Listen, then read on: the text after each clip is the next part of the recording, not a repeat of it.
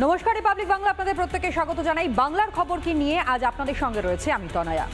মমতা বালার শিবির বনাম শান্তনু ঠাকুর শিবির, এই দুপক্ষের সংঘর্ষ আজ দেখল গোটা বাংলা। দুপক্ষের সংঘর্ষে রণক্ষেত্রের চেহারা নেয় ঠাকুরনগর। রাজনৈতিক তরজাও তুঙ্গে ওঠে এই ঘটনাকে কেন্দ্র করে।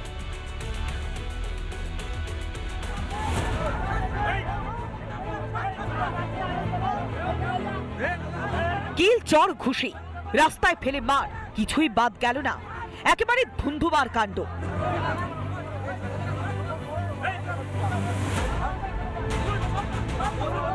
শান্তনু ঠাকুরের বাড়ি ঘেরাও কর্মসূচি।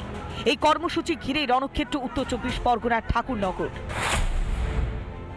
মমতা বালার নেতৃত্বে, মমতা বালা আমার ঘরের সামনে কিছু গুন্ডা, হুলিগান, ঠিক আছে, তাদের পাঠিয়ে অকথ্য ভাষায় গালিগালাজ, আগ্নেয়াস্ত্র উঁচিয়ে আমাদের ভয় দেখানো, আমাদের লোকেরা প্রোটেস্ট করতে গেলে তাদের উপরে হামলা, এবং সেই হামলার ফলে তারা যখন প্রতিরোধ করতে গেছে তখন সেই প্রতিরোধের পরে আমাদের লোকেরাও জখম হয়েছে। আর ও যদি আগ্নেয়াস্ত্র নিয়ে থাকে, আমি চ্যালেঞ্জ করে বলে দিলাম, যদি আমার এখান থেকে কোনো মতো যদি আগ্নেয়াস্ত্র নিয়ে যায়, ওর বাড়িতে 1খানা 10খানা, ও তো একটা মিনিস্টার, তার বহু ক্যামেরা, ওর বাড়িতে সিসি ক্যামেরা লাগাচ্ছে, প্রমাণটা দিয়ে দিকো যে আমার কোন মতুয়ারাকের গায়ে হাত দিয়েছে, আমার মতুয়ারা উল্টে মার খেয়ে এসছে।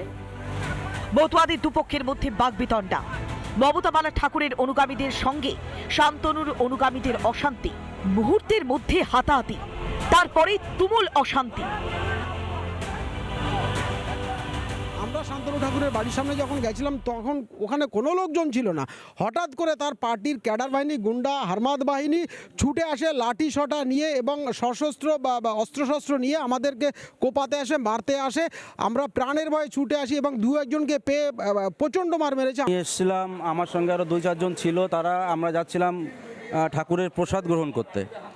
তো পেছন থেকে দেখি মমতা বালা ঠাকুরের ওখান থেকে এক দল, মানে হাতে মোটা মোটা লাঠি, অস্ত্র, এই সমস্ত নিয়ে দৌড়ে আসছে, লাফ দিয়ে আসছে। তো আমার পেছনে এসে দুটো বাড়ি মার। এসবের সূত্রপাত কেন্দ্রীয় প্রতিমন্ত্রী শান্তনু ঠাকুরের বক্তব্যকে কেন্দ্র করে।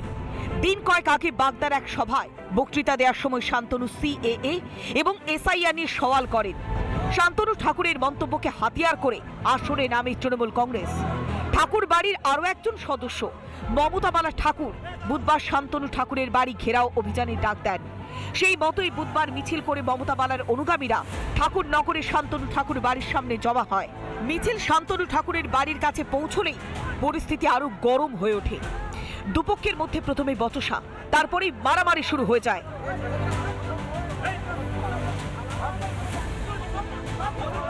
আর এই ঘটনাকে ঘিরেই একে অপরের দিকে আঙুল তুলেছে মমতা বালা ও শান্তনু ঠাকুরের শিবির।